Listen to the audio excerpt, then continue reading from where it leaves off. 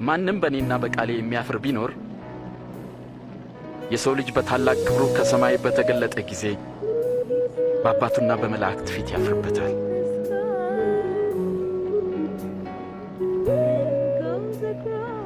እውነት እላችኋለሁ በዚህ ከሚቆሙት የእግዚአብሔርን መንግሥት እስኪያዩ ድረስ ሞትን የማይቀምሱ አሉ።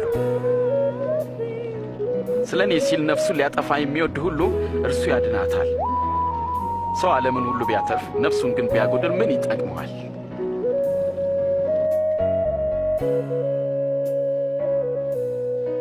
አሳልፋ የምትሰጠኝ እጅ አሁን በማዕድ ከኔ ጋር ናት። የሰው ልጅ እንደተወሰነው አልፎ ይሰጣል። አሳልፎ ለሚሰጠው ለዚያ ሰው ግን ወዮ። ሊሆን አይችልም።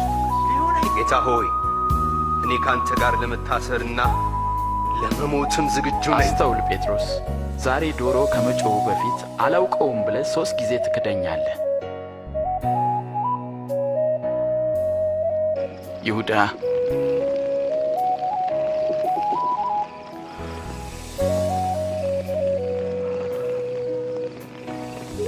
የሰው ልጅ በመሳም አሳልፈህ ትሰጣለህን?